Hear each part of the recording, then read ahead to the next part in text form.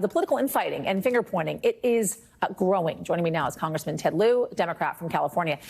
All eyes are on your state. It's not often this happens in an election in which all eyes are on the state. I'll tell you, Steve Kornacki, first night out of the election, said we're going to be looking to California, it seems. He predicted it that very first night of the election results rolling in, that we were going to be looking to your state, to California, when it comes to who's going to have House majority. Of course, you got the most outstanding results still in the state of California in key races. For instance, Katie Porter, right? When do you think that race is going to be called? Thank you, Yasmin, for your question. Katie Porter is going to win, and that's because the late mail-in ballots generally trend Democratic. We saw that happen in 2018. We saw that happen in 2020. It's going to happen in 2022 as well. So I'm confident Katie is going to remain an awesome member of Congress. So with that, I imagine you're also going to say you are confident Democrats are going to retain control of Congress as well. I think we certainly have a path. It is remarkable that as we sit here today, we could still hold the House. Democrats way overperform, and I think that's because our messaging of putting people over politics and focusing on lower costs, safer communities, and better paying jobs resonate with the American people. At the same time, we're able to show the American people that Republicans are extreme.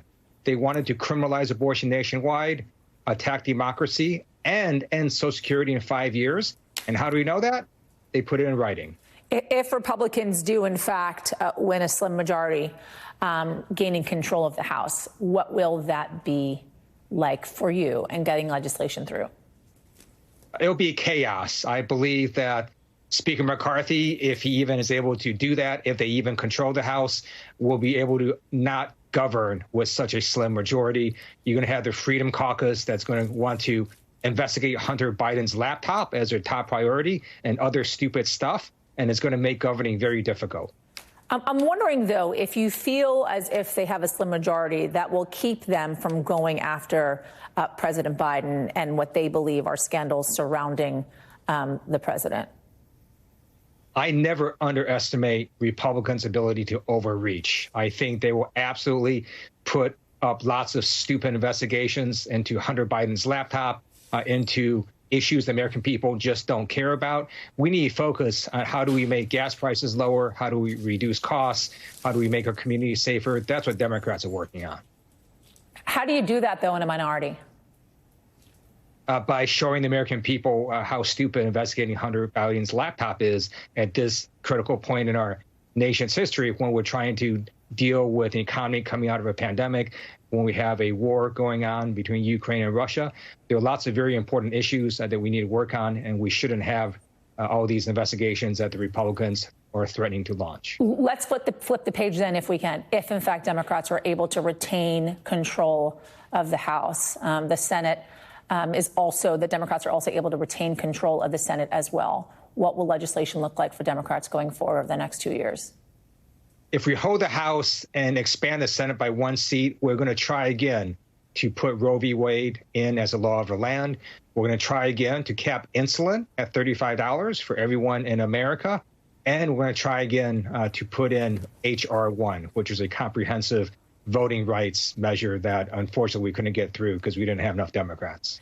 Let's talk about Roe v. Wade for a second, if we can, because obviously when you're looking at the exit polls, it was the one, if not second issue that so many people were voting on across this country during the midterm elections.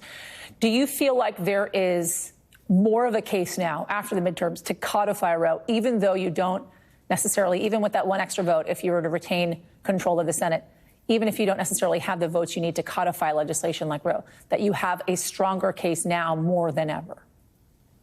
Absolutely. That's what the American people showed this election cycle, because you also had state results, such as in Michigan, which is a purple state that came out very strongly in not wanting government to intervene in this most intimate and private decision between a woman and her doctor.